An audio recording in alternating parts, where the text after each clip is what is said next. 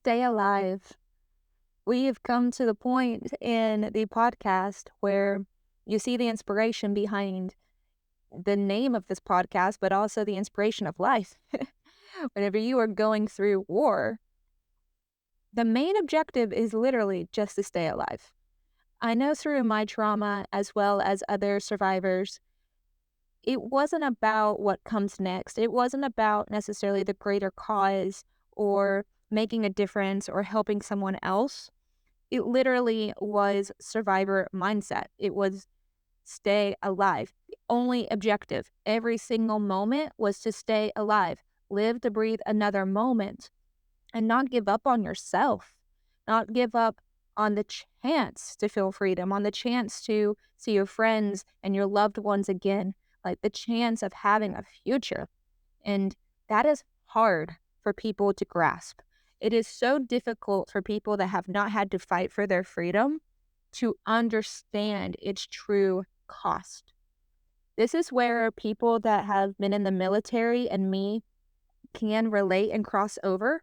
I've never been in the military, but I do know that they understand the cost of freedom. They understand what it takes to make sure that not only they stay alive, but the nation's values stay alive. So Hamilton starts out this song. Actually, pause. Eliza starts out this song. And this actually brings me into a really just kind of heartfelt moment is Eliza and Angelica have this ensemble together of just saying the words stay alive. And they're referring to Hamilton, both of them. There is critical times after my escape where I was with a partner, like a romantic partner, boyfriend, and I was receiving threats from traffickers or potential traffickers. I was receiving blackmail. I was receiving a lot of be quiet, like type of energy where my activism was probably at its strongest at that time, as far as, getting on stage repeatedly and talking. I'm looking to make that happen again just as strong because I'm even stronger now. But my loved ones, like the people that care about me, were really concerned about what was going on around me. And even them to an extent were like, you should probably quiet down. Like, this is dangerous territory that you're in. And they were just trying to make sure that I stayed alive and that, I was healthy and I was okay. So that concept of like needing people around you that are just as strong in this fight comes up when it comes to staying alive and being an activist, being very public against this crime. So they start out like just saying, stay alive. They're basically saying, we love you. This is terrifying. And I can relate to that so many different ways. So then Hamilton goes into the fact that like George Washington is just constantly out of commission. He's doing work and it feels like just this overloading of information and things that are going on and fighting an uphill battle, which they come up with this strategy and I love it. I'll get into it in just a second, but just the concept of human trafficking and fighting slavery does feel like an uphill battle most days. Like you get very little wins compared to the wins that that the enemy is having, the traffickers are having. Like back, I would say maybe 4 or 5 years ago, we were able to pass a proclamation of a future for every survivor day here in Florida. And I got to read that proclamation on stage and I was so proud and happy, but I would be lying to you if I didn't have this kind of moment right after reading that proclamation where I felt the heaviness of knowing like, okay, we have this little win. We have different wins that have happened in legislature, but it's still like so much is still happening. Like there's still so much more work to go and do. And it makes it really hard to enjoy those small moments whenever you know that there's people that are still suffering from this crime.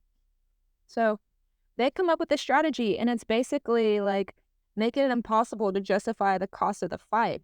So they're out running, they're trying to outlast, they're taking quick jabs or retreating. Like, they're doing everything they can to just like keep it going, keep the fight going against what seems like impossible odds. And I truly can identify with how that feels. So, what I really love in this song, and it's probably why I chose this song as inspiration, is the "We write essays against slavery." Like, that is what my books are. That's what my speeches are. That's what this podcast and the scripts are, is just writing essays against slavery and trying to get all of that information out, trying to get just inspiration and motivation and people to be interested in this topic and wanting to do something about it.